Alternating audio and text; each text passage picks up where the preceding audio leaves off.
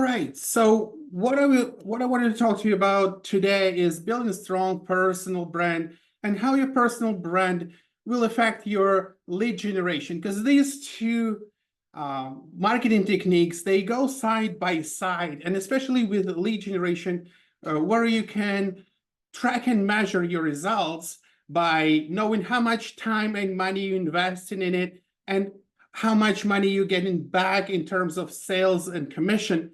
With building personal brand, it's a little different because these measures cannot be put in place. It's cannot be counted.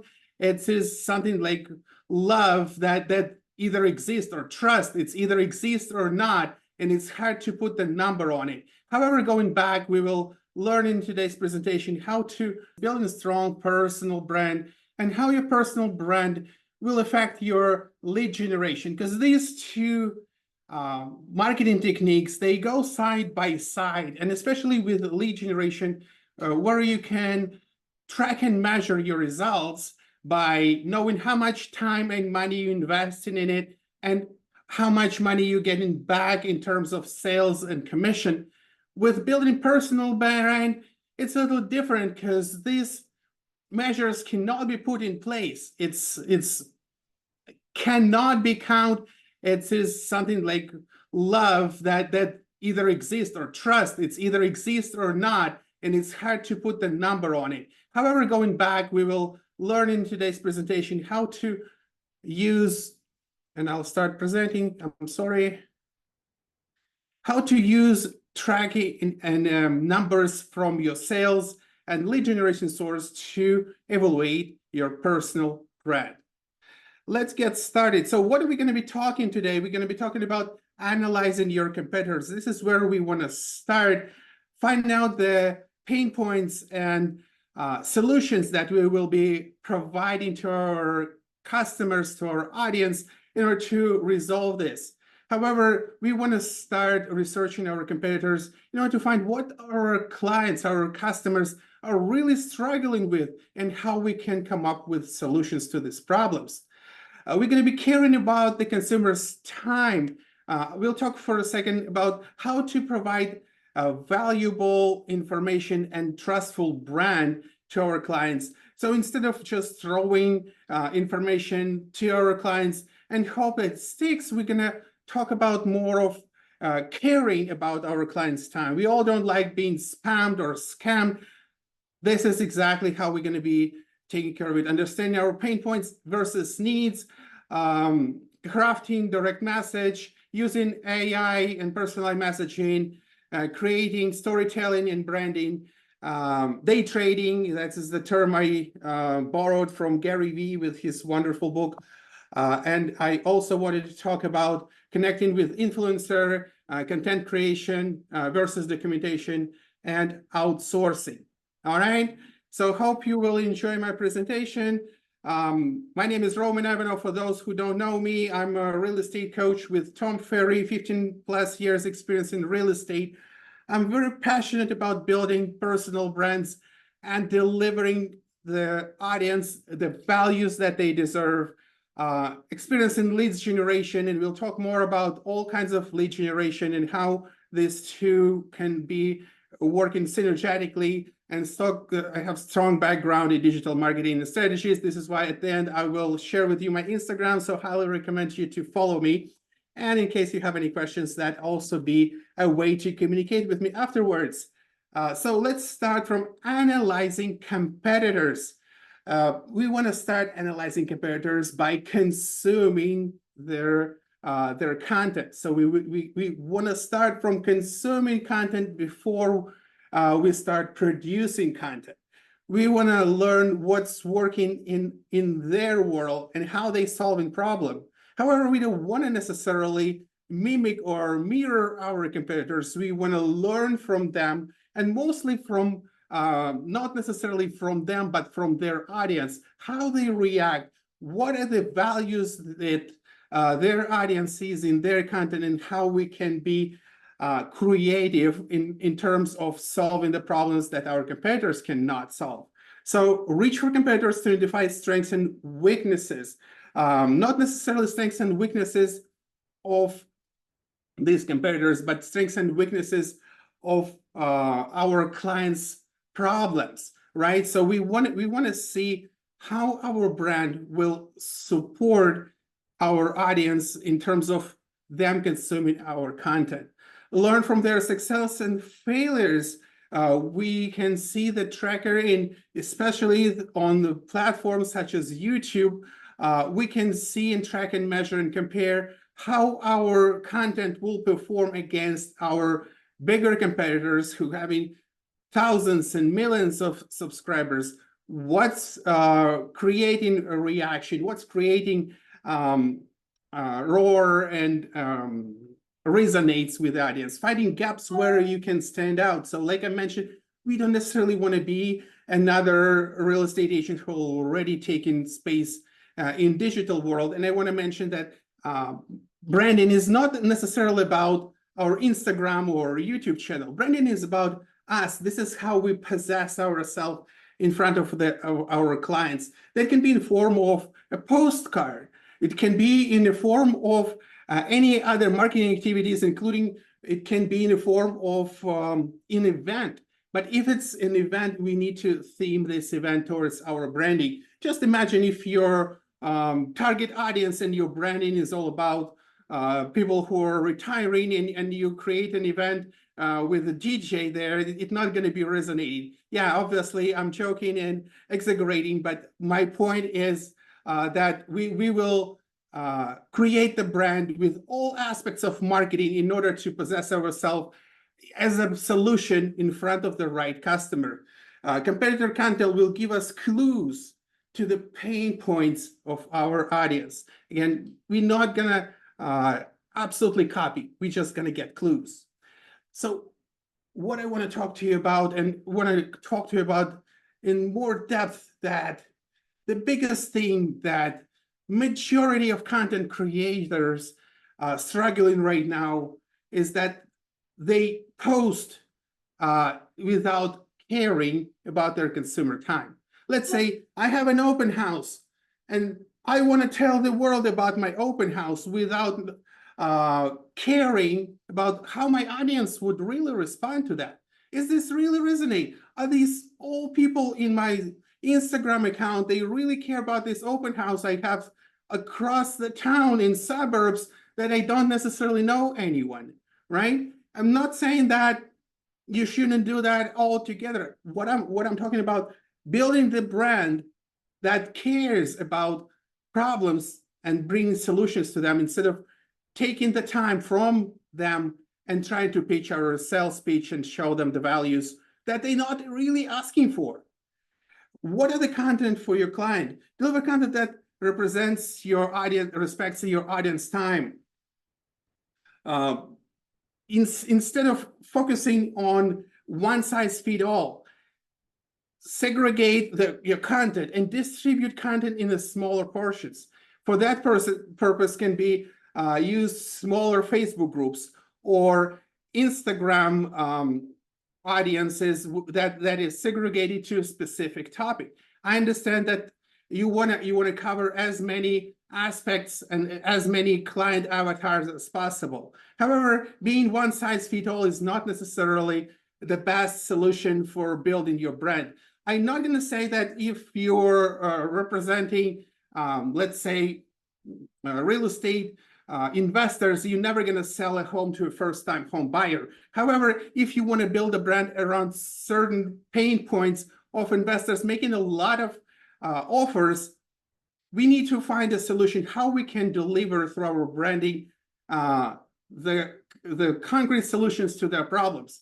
Let me give you an example. It can be, if we're talking about investors, it can be the easiest way for investor to submit offers on the properties that they planning to inquire. They planning when they planning on making purchase, it's likely that they will be making multiple offers in order to find that motivated seller. In this particular case, thinking out of the box and creating systems where investors can automatically put more offers rather than just manually plugging them in can be one of the solutions. that will come through your branding. So innovative solutions and out-of-the-box thinking that will help you to possess yourself as a brand rather than just a salesperson who sells to every single client who comes to you. I also want to bring to your attention, especially in the digital world, that 93% come to social media for entertaining purpose. And if you're purely trying to educate your audience on 5 things to do before you put an offer or how to buy your first home, it not necessarily will be resonating with your audience unless you build audience around these topics. So if you are using social media in particular for the purpose of building your brand, meet your audience where they are. Have them be entertained and value their time while they enjoying and consuming your content. So when we're talking about educational content, yes, we always want to educate our client how the process works. This is where we absolutely want to go by high intent when they actually raising their hand. Let me give you an example of high intent educational content. Let's say someone goes to YouTube and types in a word of, let's say, what is the trending color to paint my house before putting it on the market? This is high intent. They already looking to paint their house to put it on the market. This way, you can certainly possess your brand as the knowledge broker that has this data, that has this knowledge that you can share. With low intent, this is when you post the same content on TikTok and you expect that someone will reach out and connect with you through this. Likely though, your engagement rate will go down and it's going to be more difficult for you to reestablish the rapport with your audience. Pain points versus needs. In this slide, I wanted to show you the difference on solving the problem rather than focusing on someone's need is a lot more impactful. Address what keeps clients up at night, right?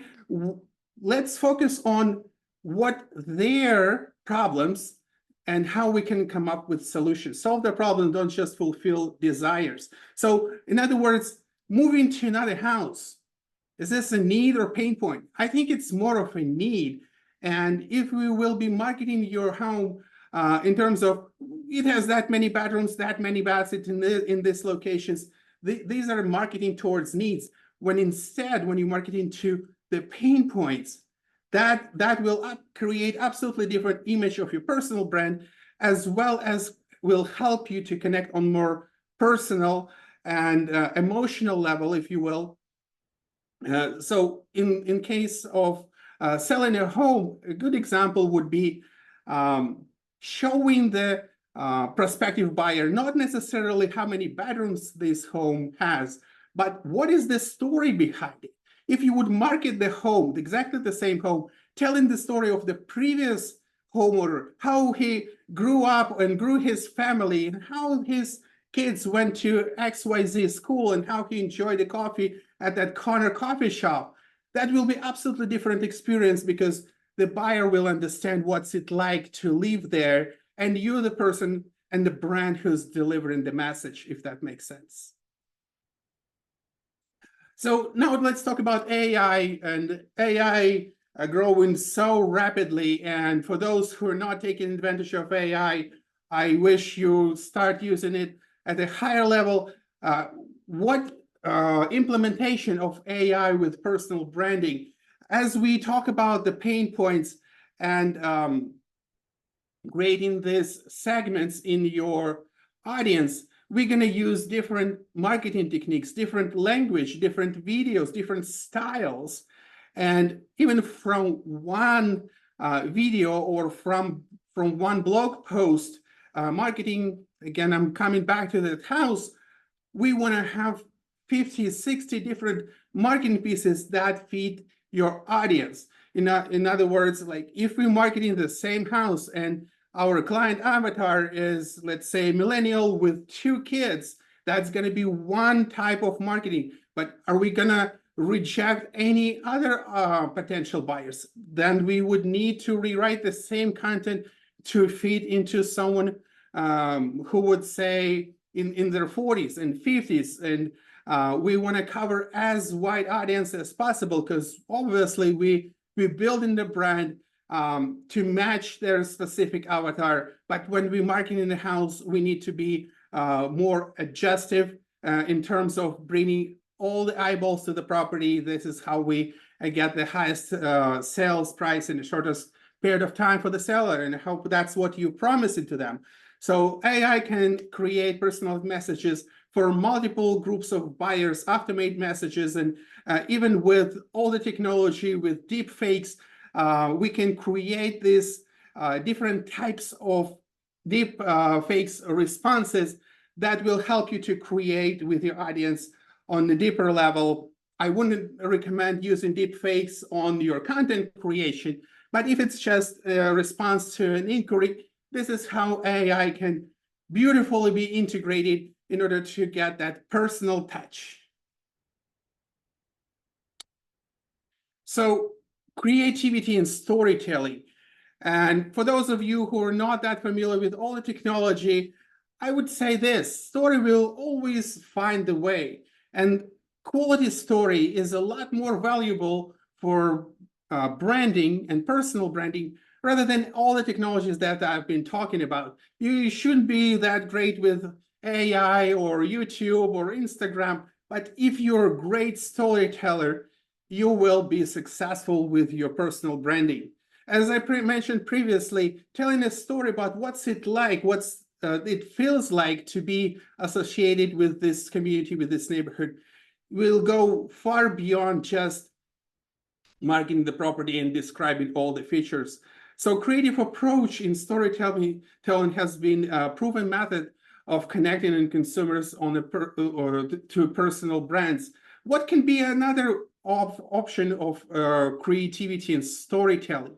Why wouldn't we take another out-of-the-box idea and instead of posting one video to all our database or to all our follower audience, instead we do one-on-one personal storytelling videos to every single person who would really interact with the story that we're telling, calling them by the name, sending them a DM. It can be also be done with the bomb service through the email.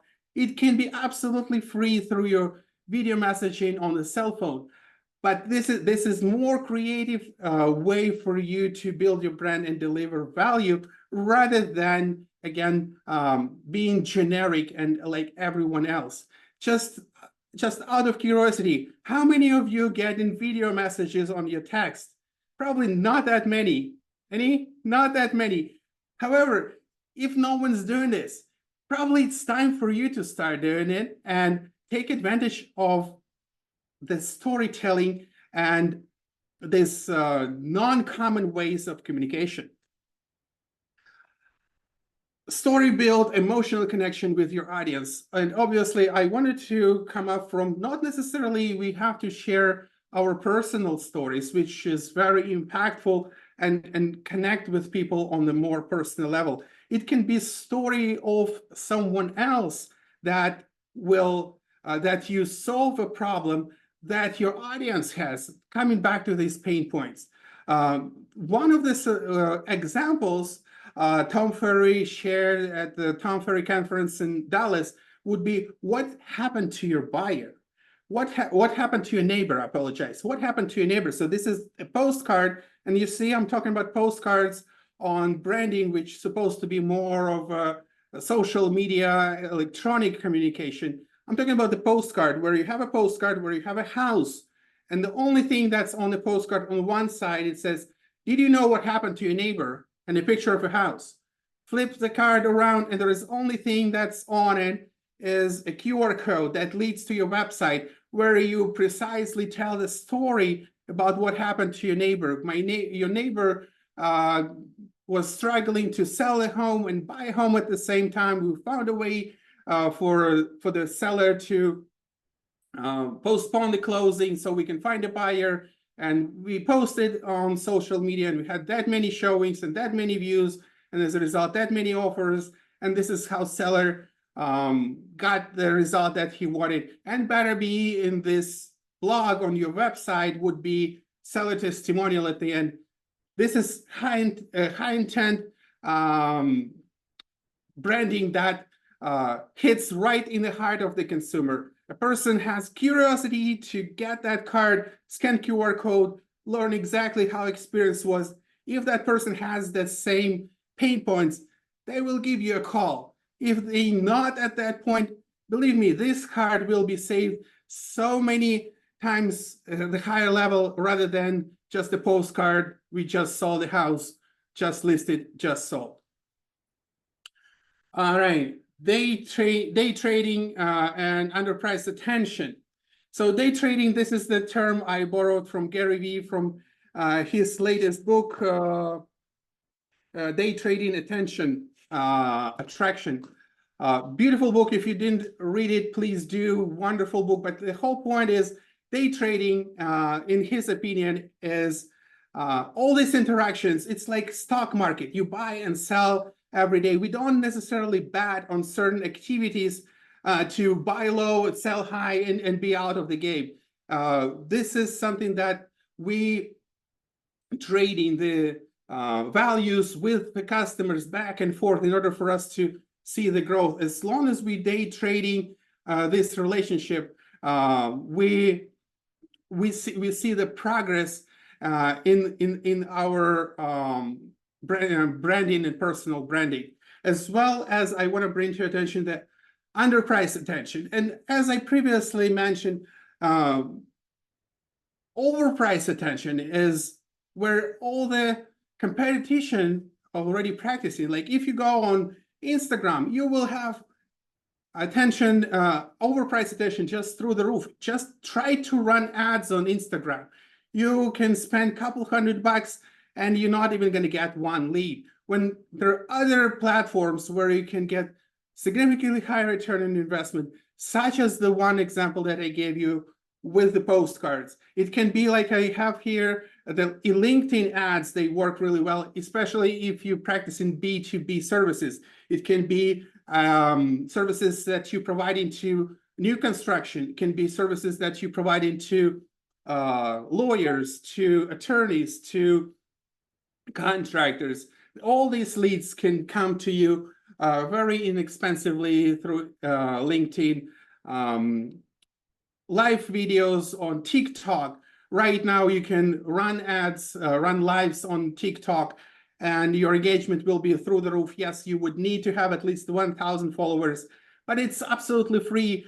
Radio ads, they also become so inexpensive, and you might have impression that no one listens to radio anymore with all these apps. However, it is so underrated in the price you pay per one engagement is so underpriced compared to one engagement on Instagram.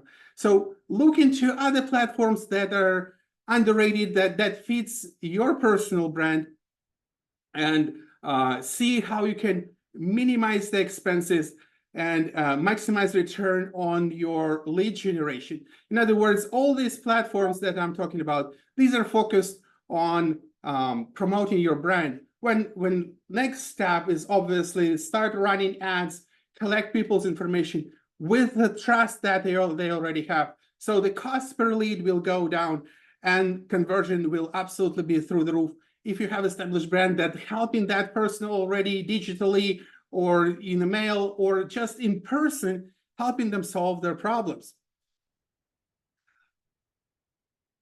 All right, well, branding versus selling. This is what I was talking about. When you make a brand work synergetically with your sales, focus on communicating value without always selling. You can create these ads that just simply have a little extra value to your audience. But more importantly, you want to know what your audience is expecting from you. Don't assume what they expect. Rely on the data. Rely on the feedback you're getting. Provide insights, tips, knowledge, obvious, build long-term relationship, because obviously branding is a long-term game and you will not going to see results tomorrow. You're not going to see results in 2 weeks. Be prepared for long-term game and you'll see results in a few years. You're going to start seeing results in a few years.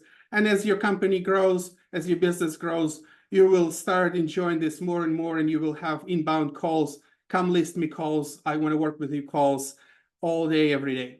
All right, this is the recap: building strong and authentic personal brand, innovate with your messaging and content, use AI to scale personalized communication, focus on pain points, creativity, storytelling, leverage attention on emerging platforms. Thank you so much for listening and tuning in. Here is my Instagram account. Scan the QR code, Coach Roman Ivanov on Instagram. If you have any questions, I'll be happy to connect with you.